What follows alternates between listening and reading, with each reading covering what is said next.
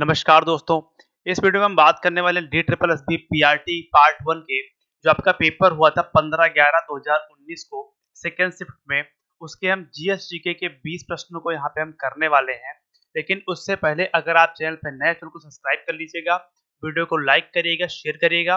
साथ ही साथ इन क्लासेस की पीडीएफ के लिए आप हमारे टेलीग्राम चैनल को भी ज्वाइन कर लीजिएगा, जिसकी लिंक आपको डिस्क्रिप्शन बॉक्स में मिल जाएगी। तो अगर अपने हम पहले प्रश्न की बात करें तो हमारा पहला प्रश्न है, भारत फिलिस्तीन संबंधों को मजबूत करने के लिए फिलिस्तीनी प्राधिकरण द्वारा विदेशी नागरिकों को दिए जाने वाले सर्वोच्च सम्मान स्टार ऑफ जेरूसलम मेडल से किसे सम्मानित किया गया। ये आपका पेपर 2019 में हुआ था, तो इसीलिए जो आपका करंट का ये क्वेश्चन है आपका 2019 का है, ये चीजें आपको ध्यान रखनी है। तो हमारा पहला प्रश्न है कि भारत फिलिस्तीन संबंधों को मजबूत करने के लिए फिलिस्तीनी प्राधिकरण द्वारा विदेशी नागरिकों को दिए जाने वाले सर्वोच्च सम्मान स्टार ऑफ जेरूसलम मेडल से किसे सम्मानित किया गया। हमारे पास ऑप्शन है यहाँ पे रामनाथ कोविंद, शेख मोहम्मद मुनीर अंसारी, नरेंद्र मोदी, मनमोहन सिंह। तो अगर इसमें हम राइट आंसर की बात करें तो हमारा जो स्टार ऑफ जेरूसलम मेडल जो था वो शेख मोहम्मद मुनीर अंसारी को दिया गया था 2019 में। ये एक भारतीय मूल के और फिलिस्तीनी निवासी हैं और इनको ये यहाँ पे दिया गया था। इसके बाद हमारा दूसरा प्रश्न है, समेकित निधि का निम्नलिखित में से कौन सा हिस्सा है। तो यहाँ पे हमसे समेकित निधि के बारे में पूछा जा रहा है और समेकित निधि को ही हम संचित निधि भी बोलते हैं और इसी संचित निधि से सरकार अपने सारे कार्य करती है, मतलब सारे जो उसके व्यय होते हैं वो इसी निधि से होते हैं। हमारे पास ऑप्शन यहाँ पे सरकार द्वारा प्राप्त सभी राजस्व, ऋण सरकार द्वारा उठाया जाता है जो सरकार लोन लेती है, सरकार द्वारा दिए गए ऋण की वसूली से प्राप्तियां, जो सरकार लोन लेती है और जो सरकार यहाँ पे लोन देती है और उनपे जो यहाँ पे ब्याज लगते हैं या जो वसूली की जाती है वो क्या वो भी इसमें शामिल है। यहाँ पे हमारे पास ये तीन ऑप्शन है। तो अगर हम बात करें तो यहाँ पे सरकार द्वारा प्राप्त सभी राजस्व समेकित निधि में आते हैं।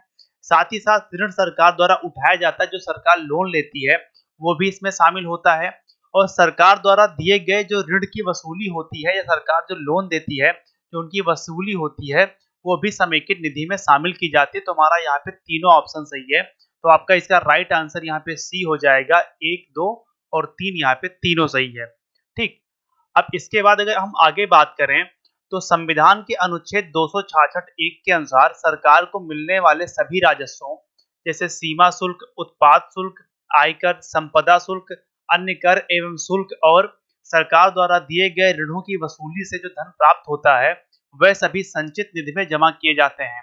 संसद की स्वीकृति के पश्चात सरकार अपने सभी खर्चों का वहन इसी निधि से करती है, इसीलिए इसे भारत की संचित निधि या समेकित निधि कहा जाता है। ठीक है, ये आपका यहाँ पे एक्सप्लेनेशन हो गया इसका।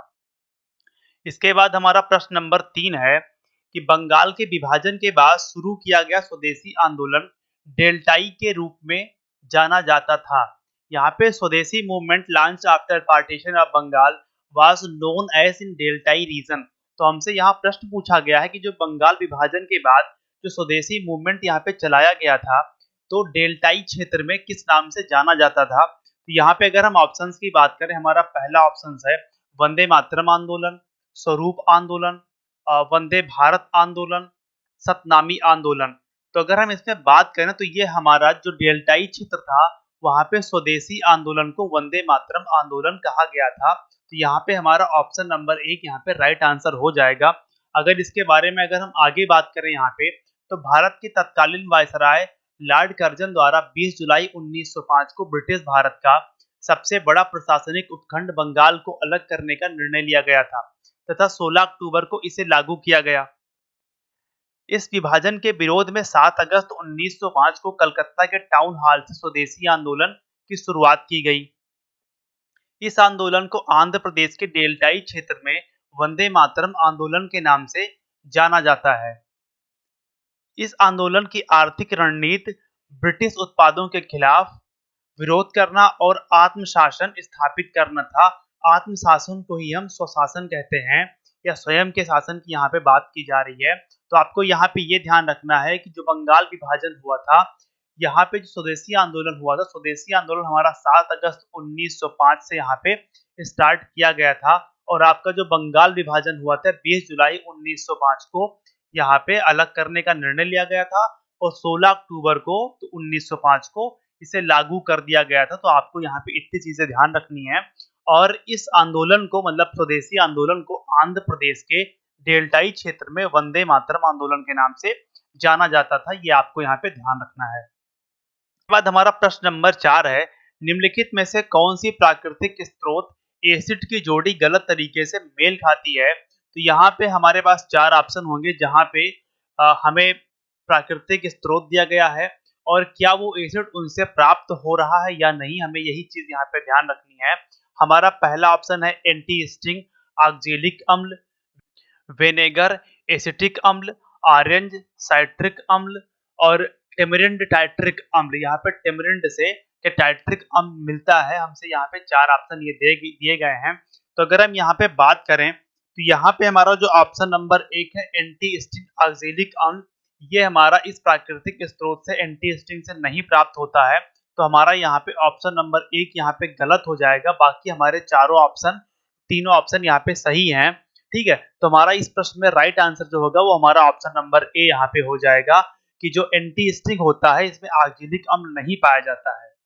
ठीक, इसके बाद अगर हम अम्ल की बात करें तो अम्ल को हम एसिड बोलते हैं और ये वह यौगिक पदार्थ होते हैं जो स्वाद में खट्टे होते हैं। इनका जलीय घोल लिटमस को लाल कर देता है और ये अम्ल कहलाते हैं। अम्ल का पीएच मान 7 से कम होता है। इसके बाद हमारा प्रश्न नंबर 5 है कि 2019 F1 कनाडाई आर्म्ड ब्रिक्स डैश डैश द्वारा जीता गया। यहाँ पे हमारे पास ऑप्शन है Lewis Hamilton, Sebastian Vettel, Alexander Albon और सार्जियो पेरेज। तो यहाँ पे अगर हम बात करें 2019 F1 जिसे हम फार्मूला रेस भी बोलते हैं, ठीक है, तो ये हमारे लुइस हैमिल्टन द्वारा जीता गया था। और यहाँ पे ये हमारा एग्जाम 2019 में हुआ था, इसलिए जो हमारे करंट अफेयर्स के प्रश्न भी आ रहे हैं 2019 के ही यहाँ पे दिए गए हैं। तो आपको ये ध्यान रखना है कि ऐसे इसमें प्रश्न पूछे जाते हैं। हमारे प्रीवियस ईयर करने का ये फायदा होता है कि हमें पता चल जाता है कि कहाँ से करंट अफेयर्स के प्रश्न उठते हैं, कहाँ कहाँ से जीएसटी के प्रश्न आ रहे हैं। तो अगर हम इसमें आगे बात करें तो 9 जून 2019 को F1 कनाडाई ग्रैंड प्रिक्स मॉन्ट्रियल कनाडा में संपन्न हुई।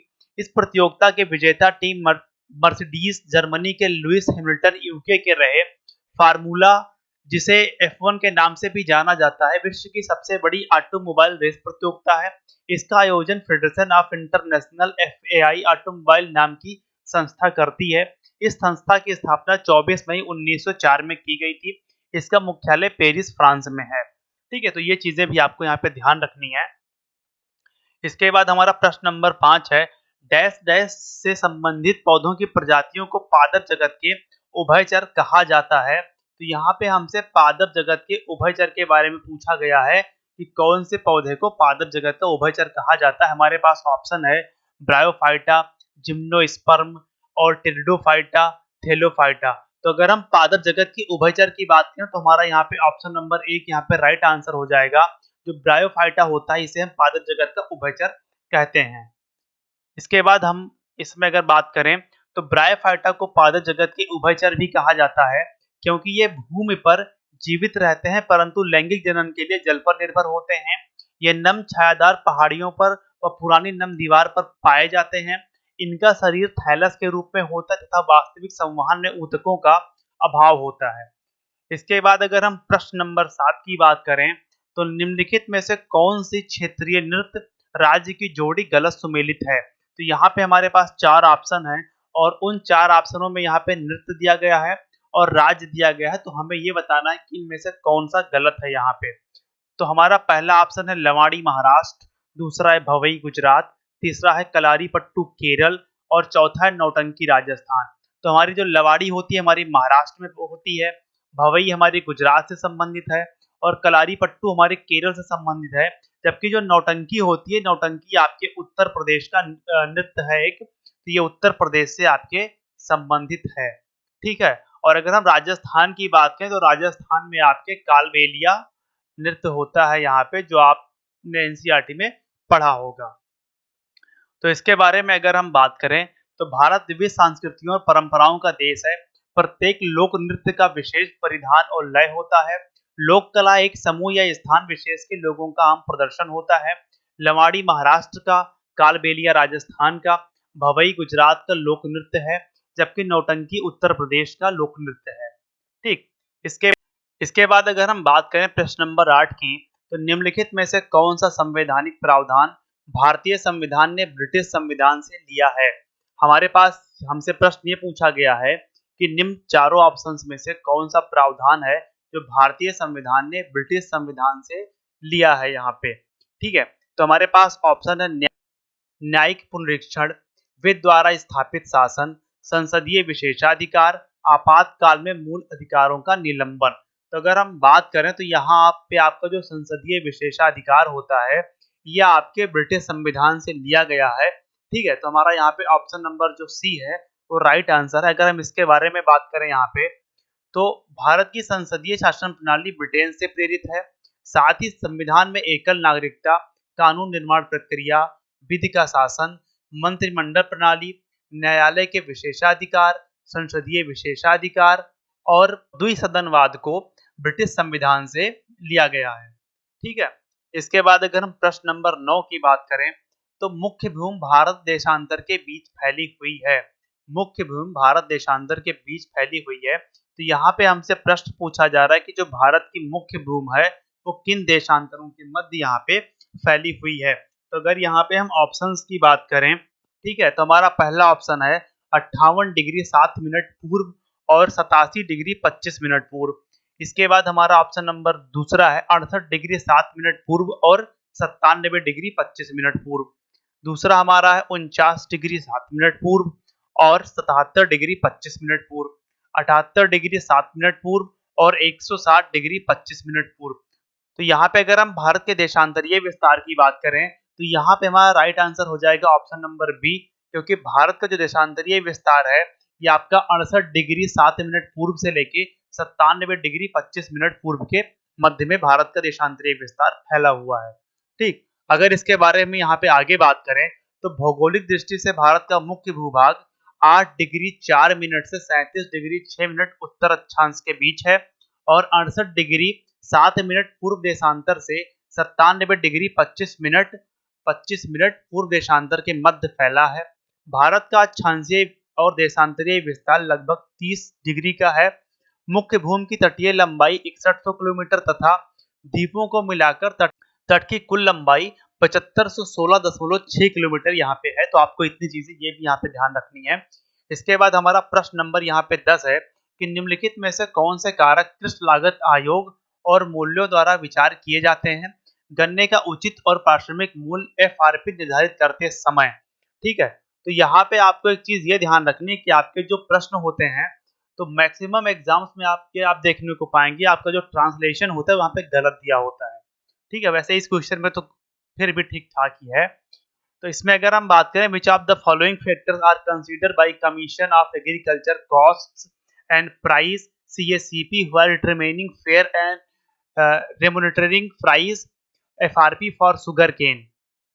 तो यहाँ पे हमसे पूछा गया है कि जो गन्ने का मूल निर्धारण होता है उसे करता है commission of agriculture cost and Prices CACP, इसका निर्धारण करता है। तो किन फैक्टर्स का यहाँ पे ध्यान रखता है गन्ने का मूल निर्धारण करते समय? ठीक है, हमारे पास ऑप्शन है उचित मूल्य पर उपभोक्ताओं को चीनी की उपलब्धता, ability of sugar to consumer at a fair price.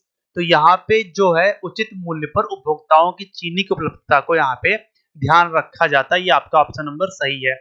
इसके बाद हमारा अगला ऑप्शन है मूल्य जिस पर गन्ने से उत्पादित चीनी को चीनी उत्पादकों द्वारा बेचा जाता है। तो ये भी हमारा सही है कि जिस मूल्य पे चीनी मिलें गन्ने का उत्पादन करती हैं और जिस मूल्य पर वो बेचती हैं तो इसका भी ध्यान रखा जाता है गन्ने का मूल्य निर्धारित करते समय।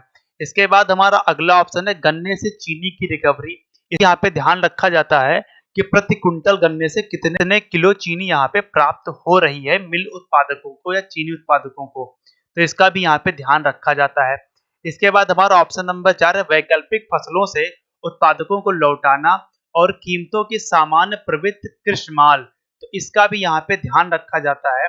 तो अगर इसके हम राइट आंसर की बात करें तो यहाँ पे हमारा राइट आंसर हो जाएगा सी, क्योंकि यहाँ पे चारों ऑप्शन सही हैं कि जब भी गन्ने का मूल्य निर्धारित किया जाता है तो वहाँ पे उचित मूल्य पर उपभोक्ताओं को चीनी की उपलब्धता का ध्यान रखा जाता है। मूल्य जिस पर गन्ने से उत्पादित चीनी को चीनी उत्पादकों द्वारा बेचा जाता है उसका भी ध्यान रखा जाता है। गन्ने से चीनी की रिकवरी कितनी हो रही है इसको भी ध्यान में रखा जाता है। साथ ही साथ वैकल्पिक फसलों से उत्पादकों को लौटाना, कि जो गन्ने को छोड़ के किसी दूसरे फसल पे चले गए हैं किसान, उनको वापस गन्ने पे लाना, इसलिए उन्हें उचित मूल्य दिया जाए गन्ने का, ये भी यहाँ पे ध्यान रखा जाता है। बारे में यहाँ पे अगर हम आगे बात करें तो कृषि लागत और मूल्य आयोग सीएसीपी द्वारा गन्ने के उचित एवं पारिश्रमिक मूल्य एफआरपी का निर्धारण निम्न बिंदुओं के आधार पर रखा जाता है, किया जाता है। उचित मूल्य पर उपभोक्ताओं को चीनी की उपलब्धता, वह मूल्य जिस पर चीनी उत्पादकों द्वारा चीनी विक्रय की जाती है, गन्ने से चीनी की प्राप्ति, वैकल्पिक फसलों से मूल्य का सामान्य रुझान। ठीक, इसके बाद हमारा प्रश्न नंबर 11 है कि निम्नलिखित मौलिक अधिकारों में से कौन सा अनुच्छेद के तहत स्वचालित रूप से निलंबित हो जाता है। विच of the following fundamental right do an individual automatically gate suspended. तो यहाँ पे जो बात की जा रही है कि ये आपातकाल की बात की जा रही है कि आपातकाल के दौरान जो हमारा अनुच्छेद होता है 358, ठीक है, आपातकाल के दौरान जो हमारा होता है अनुच्छेद 358, उसके तहत निम्न में से कौन सा मौलिक अधिकार यहाँ पे निलंबित हो जाता है। अनुच्छेद 19 का, अनुच्छेद 15 का, अनुच्छेद 21 का, अनुच्छेद 32 का। तो यहाँ पे अगर हम बात करें तो आपातकाल के दौरान अनुच्छेद 19 का यहाँ पे मौलिक अधिकार जो होता है निलंबित हो जाता है और आपातकाल समाप्ति के बाद ये स्वतः ही फिर से लागू हो जाता है। ठीक है, तो अगर हम इसके बारे में यहाँ पे बात करें तो अनुच्छेद 358 के अनुसार जब राष्ट्रीय आपात की उद्घोषणा की जाती है तब अनुच्छेद 19 द्वारा प्रदत्त 6 मूल अधिकार स्वतः ही निलंबित हो जाते हैं। जब राष्ट्रीय आपातकाल समाप्त हो जाता है तो अनुच्छेद 19 स्वतः पुनर्जीवित हो जाता है। अनुच्छेद 19 द्वारा प्रदत्त 6 मूल अधिकारों को युद्ध अथवा आक्रमण के आधार पर घोषित आपातकाल में ही निलंबित किया जा सकता है। ठीक है, इसके बाद हमारा प्रश्न नंबर 12 है मोढेरा नृत्य महोत्सव उत्तरार्ध महोत्सव भारत के किस राज्य में मनाया जाता है। यहाँ पे हमसे पूछा गया कि मोढेरा नृत्य जो होता है ये किस राज्य में मनाया जाता है। आपके पास ऑप्शन है गुजरात, महाराष्ट्र, मध्य प्रदेश, राजस्थान। तो अगर हम बात करें मोढेरा नृत्य की तो आपका मोढेरा सूर्य मंदिर है आपके गुजरात में और वहीं पे आपका मनाया जाता है मोढेरा नृत्य। ठीक है, तो ये आपका हो जाएगा राइट आंसर ए, यहाँ पे गुजरात।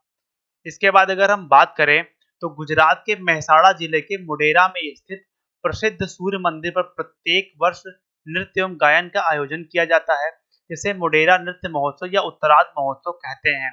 इस मंदिर का निर्माण 1026 से 27 ईस्वी में सोलंकी वंश के भीमदेव प्रथम के शासन काल में हुआ था तथा यह पुष्पावती नदी के तट पर स्थित है। इसके बाद हमारा प्रश्न नंबर 13 है कि निम्नलिखित में से किस तत्व में डायोटोमिक परमाणु नहीं होता। तो जो हमारा डायोटोमिक परमाणु होता है इसको हम बोलते हैं द्विपरमाणुवीय आणविकता भी इसको हम बोलते हैं। हमारे पास ऑप्शन है यहाँ पे हीलियम, नाइट्रोजन, क्लोरीन, ऑक्सीजन। तो अगर हम बात करें यहाँ पे नहीं पाया जाता जिसमें, तो हमारा जो हीलियम होता है इसमें हमारे द्विपरमाणुवीय आणविकता या आपके डायोटोमिक परमाणु नहीं पाए जाते हैं।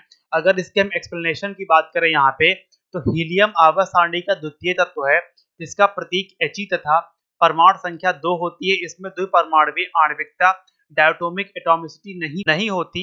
हीलियम का उपयोग वायुयान के टायरों में तथा हीलियम और ऑक्सीजन का मिश्रण गहरे समुद्रों में गोताखोरों द्वारा वायु के स्थान पर प्रयोग होते हैं, क्योंकि अधिक दाब पर हीलियम नाइट्रोजन की अपेक्षा रक्त में कम विलेय होता है। ठीक, इसके बाद हमारा प्रश्न नंबर 14 है यहाँ पे कि हाइड्रो इलेक्ट्रिक पावर प्लांट निम्नलिखित में से किस नदी से संबंधित है। हमारा प्रश्न है कि हाइड्रो इलेक्ट्रिक पावर प्लांट निम्नलिखित में से किस नदी से संबंधित है। सिंधु नदी, चिनाब नदी, झेलम नदी, रावी नदी। तो अगर इसके हम राइट आंसर की बात करें तो ये हमारा चिनाब नदी से संबंधित है और जो हमारी चिनाब नदी है आपके जम्मू कश्मीर में है। अगर हम इस परियोजना की बात करें तो ये आपकी सलाल परियोजना है। ठीक है, सलाल परियोजना है जिसके तहत आपका ये बनाया गया था यहाँ पे hydro electric power plant Chenab नदी पे जम्मू कश्मीर में।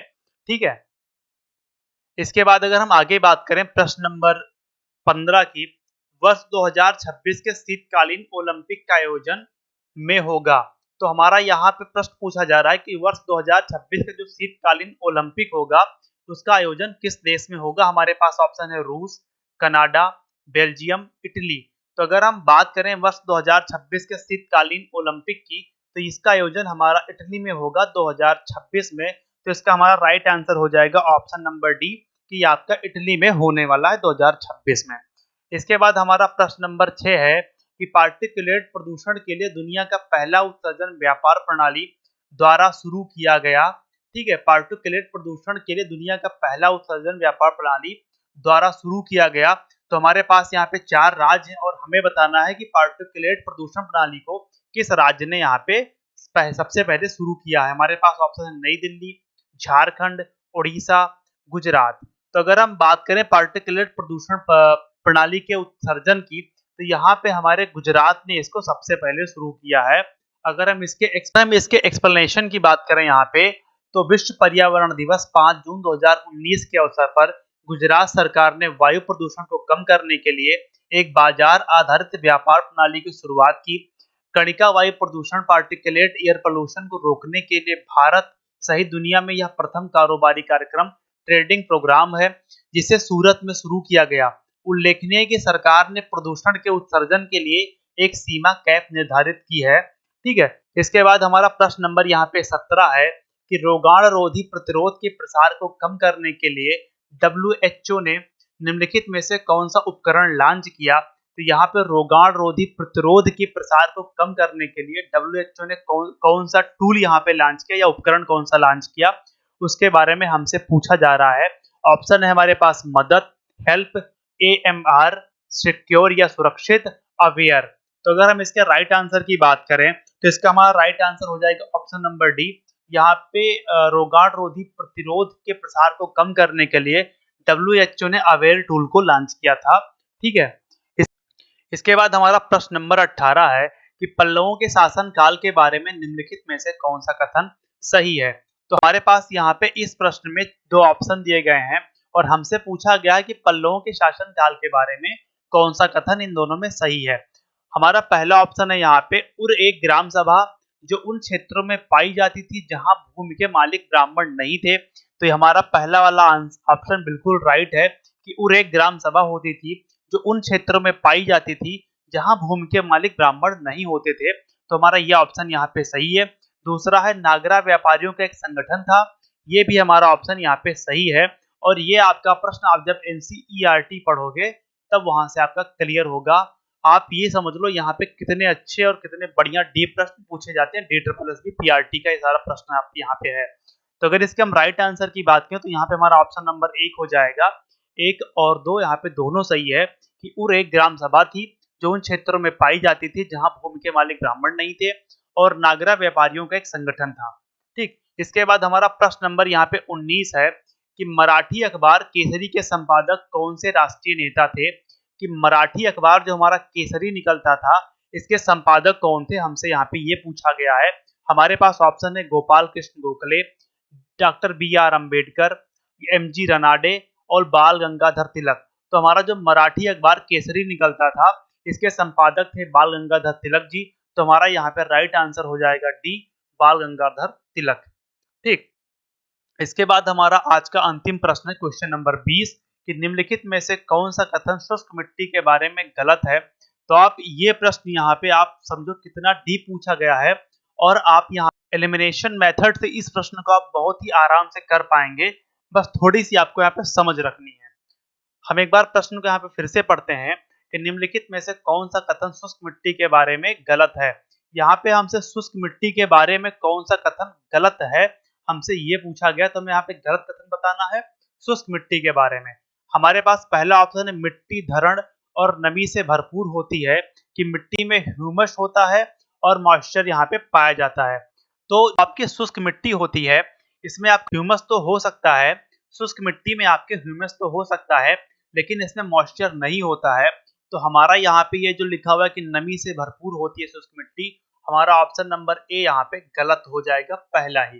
बाद हमारा दूसरा ऑप्शन है कि मिट्टी के निचले क्षितिज बढ़ने के कारण कांकर के कब्जे में कैल्शियम की मात्रा नीचे की ओर होती है जो पानी की घुसपैठ को रोकती है। तो यहाँ पे हमारा आप इसको ऐसे समझो कि जो शुष्क मिट्टी होती है आपकी कंकरीली होती है और इसमें कैल्शियम की मात्रा अधिक होती है, जिसकी वजह से इसमें जो पानी का रिसाव होता है शुष्क मिट्टी में वो बहुत ही कम होता है और जब उसमें पानी अंदर नहीं पहुंच पाएगा तो इस वजह से वो मिट्टी आपकी नमी नहीं सोख पाएगी और वो आपकी शुष्क बनी रहेगी। तो हमारा ऑप्शन नंबर बी यहाँ पे सही है। इसके बाद हमारा ऑप्शन नंबर सी है, शुष्क मिट्टी का रंग लाल से भूरा तक होता है। तो शुष्क मिट्टी आपकी लाल रंग की भी होती है और भूरी भी होती है और लाल से भूरे तक होती है। हमारा ऑप्शन नंबर सी भी यहाँ पे सही है। इसके बाद हमारा ऑप्शन नंबर डी है कि वह आमतौर पर प्रकृति में बनावट और नमकीन में रेतीले होते हैं। तो यहाँ पे प्रकृति में नमकीन होते हैं और बनावट में रेतीले होते हैं, हमारा ऐसा ऑप्शन होना चाहिए।